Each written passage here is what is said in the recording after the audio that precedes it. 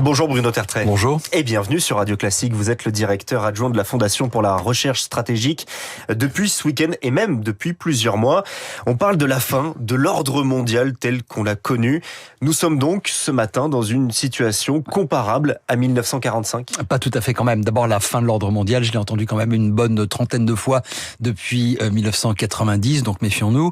Est-ce qu'on est dans la situation de 1944-45 où il y avait une sorte de partage de l'Europe? On disait partage du monde, c'était un partage de l'Europe essentiellement entre les grandes puissances. Ça peut y ressembler dans la mesure où Donald Trump semble vouloir effectivement un monde de sphères d'influence, les États-Unis, la sienne, la leur, la Russie, la sienne, et la Chine, la sienne. Moi, je crois plutôt quand même qu'on est soit dans les années 1910, soit dans les années 1930, ou alors dans un mélange des deux. C'est-à-dire qu'on est avant la catastrophe. Oui, on est avant, mais je vais vous rassurer après. Parce que ce partage de l'Europe, il a été fait. Pourquoi? Parce que il y avait cette grande alliance des pays vainqueurs de la Seconde Guerre mondiale. Rien de tel aujourd'hui. En tout cas, il n'y a pas eu, sauf erreur de ma part, de grand conflit mondial. Et puis, on peut quand même pas parler d'alliance entre les États-Unis et la Russie, même si la connivence entre les deux commence à y ressembler. Donc, on est soit, à mon sens, plutôt dans les années 1910, l'expansion des empires et le choc des empires, soit dans les années 1930, les nationalismes, voire les fascismes qui se développent. C'est peut-être un mélange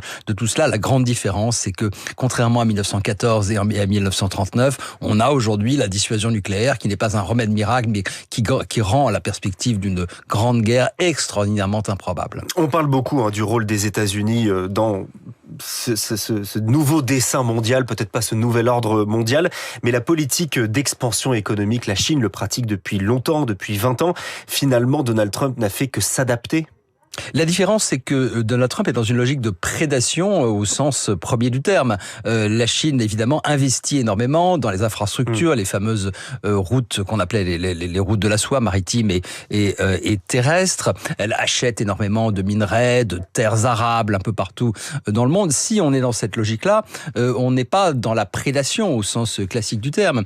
Là où Donald Trump se distingue, c'est qu'il fait un coup de force pour, il le dit en tout cas, pour s'assurer du contrôle, ou en tout cas de l'exploitation plutôt, des ressources du sous-sol du Venezuela. Et c'est ça qui fait la différence. Pour l'instant, la Chine n'est pas dans cette logique. En tout cas, elle n'a pas encore saisi par la force de gouvernement pour en changer les responsables et exploiter elle-même les ressources de tel ou tel pays. Cette nouvelle logique impériale, elle est basée sur quel pilier ? Le pilier, vous voulez dire idéologique ou le pilier idéologique, Non, il n'y a pas d'idéologie de Donald Trump. Donald Trump n'a pas d'idéologie. Il y a énormément d'idéologues autour de lui. D'ailleurs, il y a plusieurs visions qui s'affrontent. C'est un maelstrom d'échanges et d'oppositions, d'idées et de personnes au sein de cette administration. C'est un mouvement brownien constant. Donald Trump, il a une vision qui est toujours la même. C'est rendre sa grandeur à l'Amérique, bien sûr, mais pas au sens réganien du terme, mais au sens plutôt de McKinley, c'était d'anciens présidents américains. Oui. L'expansion du territoire américain, c'est quelque chose qui doit guider effectivement la politique de l'Amérique. Mais cette expansion, elle est davantage mercantile qu'idéologique au sens de la grande puissance. Voilà. Donc le mercantilisme, c'est quand même ce qui caractérise énormément sa politique, sa vision du monde. Mais encore une fois, ne surrationalisons pas tout ce que fait Donald Trump. Parfois, il fait des choses quasiment sur un coup de tête. Simplement, là, sur le Venezuela, c'est la rencontre entre une logique économique et une logique politique, celle de la doctrine de Monroe. Nous voulons contrôler l'ensemble de ce que les Américains appellent l'hémisphère occidental. Donald Trump veut rendre à l'Amérique sa grandeur. D'une certaine manière, quand on écoute Xi Jinping, il veut rendre à la Chine sa grandeur. Bien sûr. Et l'Europe, alors, dans tout ça, comment doit-elle se positionner? Est-ce qu'elle doit aussi avoir une logique d'empire? Pas nécessairement. L'Europe s'est construite contre les empires, d'une certaine manière, à l'inverse des empires. Mais aujourd'hui, elle n'a plus le choix. Si elle ne veut pas, comme on dit souvent, être au menu, elle doit être à la table. Donc ça ne veut pas dire forcément agir exactement comme les autres, mais ça veut dire d'abord rétablir sa souveraineté dans les principaux domaines dans lesquels elle est menacée. Et je sais qu'on parle beaucoup de ce débat souveraineté nationale ou européenne, et franchement, face aux États-Unis, à la Chine, à la Russie, la souveraineté purement nationale, elle peut exister dans certains domaines, mais nous n'avons pas le choix. fois, il n'y a qu'en s'unissant davantage, qu'en agissant ensemble, que nous pourrons contrecarrer le dessein de ces néo-empires, comme je les appelle, j'ai même écrit un livre entier sur le sujet, que sont la Chine, la Russie et désormais les États-Unis. Donc souveraineté, résistance et effectivement épreuve de force. Il faut engager une épreuve de force différente de celle de la Russie, mais avec les États-Unis. Et je suis un petit peu perplexe devant la mollesse des réactions de certains Européens à ce qui s'est passé samedi au Venezuela, par peur toujours de se brouiller avec Donald Trump. Et regardez, le seul pays qui réussisse finalement à faire cette épreuve de force, c'est la Chine. Pourquoi ? Parce que lorsque Trump a dit, j'augmente les droits de douane significativement, la Chine a dit, très bien, moi je double la mise. Voilà. Et du coup, ça se calme. Il y en a eu un jeu pendant 2 semaines où chacun atteignait des niveaux exactement. élevés. Mais du coup, ça a fonctionné. Je crois que c'est comme ça qu'il faut marcher avec Donald Trump. Alors, est-ce qu'il faut prendre au sérieux Donald Trump quand il parle d'annexer le Groenland ? Il parle pas tellement d'annexion. Il parle du Groenland énormément. C'est une vieille obsession américaine, pas seulement de Donald Trump. Moi, je crois qu'il est sérieux, effectivement. Il voudrait, en fait, acquérir finalement ce territoire au sens des acquisitions territoriales. Oui, je suis persuadé. Vous savez, pour lui, qui est un homme de business. Faut se souvenir que c'est un très mauvais businessman. Moi, je pense que c'est plutôt un homme de mafia qu'un homme de business. Mais pour lui, tout s'achète. Et dès lors que tout s'achète, il se dit, il est certainement persuadé qu'il peut effectivement acquérir le Groenland. Je doute très très fort qu'on assiste à une opération militaire majeure comme au Groenland, comme ça a été le cas au Venezuela. Ça n'est absolument pas la même valeur pour les Américains. Ça serait beaucoup plus compliqué. Les militaires américains sont déjà sur place, donc n'en ont pas vraiment besoin. Les firmes américaines peuvent investir au Groenland. Donc oui, c'est une obsession qui continuera à l'animer, mais je ne pense pas du tout que nous soyons à la veille d'une opération militaire majeure du Groenland de la part des États-Unis. Mais en tout cas, les Européens doivent faire attention parce que c'est quand même un territoire européen, même si ça ne fait pas partie de l'Union europééenne formellement. Et il reste mobilisé. La France en particulier l'est sur le sujet. Bruno Tertrais, l'invité de la matinale. Votre dernier livre, La question israélienne, était publié aux éditions de l'Observatoire. S'il y a bien un allié que Donald Trump ménage, c'est Benyamin Netanyahou, le Premier ministre israélien. Ce qu'on a vu au Venezuela, est-ce que cela peut changer quelque chose pour lui, pour Benyamin Netanyahou ? Non, pas vraiment. Alors attention, les relations entre Trump et Netanyahou sont très compliquées. Je parlais vraiment publiquement. Il le ménage publiquement. Leur dernier entretien à Mar-a-Lago il y a quelques jours s'est plutôt bien passé. Je crois que la question est de savoir si, du point de vue des Israéliens, il pourrait y avoir une appétence américaine pour, après tout, faire le même coup, entre guillemets, beaucoup de guillemets, à Téhéran, que ça a été le cas à Caracas. Je ne crois pas du tout que ce soit le cas. Je pense que s'il y avait une conversation ces jours-ci entre les deux, ça serait plutôt, écoute, Donald attend de voir si le régime iranien tombe, et je ne pense pas du tout qu'une opération militaire du même type que celle de Caracas soit possible à Téhéran. On parle beaucoup de vassalisation, de logique d'alliance bilatérale.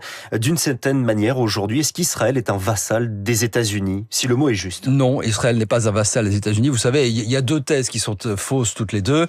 Celle qui consiste à penser qu'Israël est un vassal des États-Unis, et l'autre qui consiste à penser que les États-Unis sont un vassal d'Israël, car c'est vrai, figurez-vous qu'on l'entend également. Non, je crois que les deux sont totalement erronés. C'est vrai qu'il y a une dépendance israélienne vis-à-vis des armements américains. C'est vrai aussi que pour l'Amérique, Israël est un allié de fait. J'ai bien de fait parce qu'il n'y a pas de traité d'alliance entre les deux extrêmement précieux. Cette relation est solide malgré la contestation de plus en plus forte de ce soutien par une partie de la jeunesse américaine. Venons-en à l'Ukraine, la coalition des volontaires. Ce sont les pays soutiens de l'Ukraine.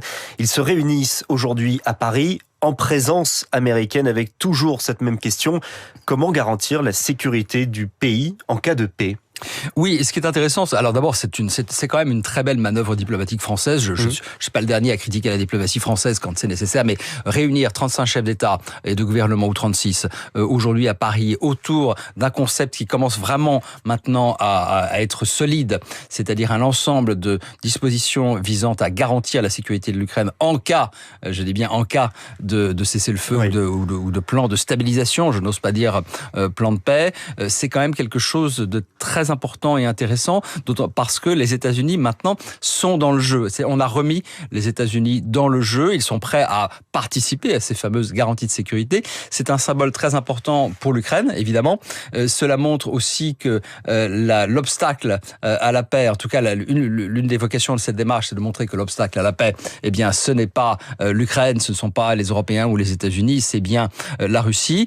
Je ne crois pas que ça nous rapproche d'une stabilisation de l'Ukraine ou d'un arrêt des combats, mais en termes de message politique, c'est extrêmement important. Et par ailleurs, ça apprend aussi aux Européens à travailler ensemble sur le plan militaire. Sans les Américains, il y a un état-major franco-britannique au Mont-Valérien qui travaille là-dessus depuis des mois. C'est important aussi, toute cette planification de cet effort en commun, parce que peut-être qu'un jour, on devra faire tout cela et se défendre sans les Américains. Ces garanties de sécurité, pour le moment, reposent sur les Américains quand on voit le caractère imprévisible de Donald Trump.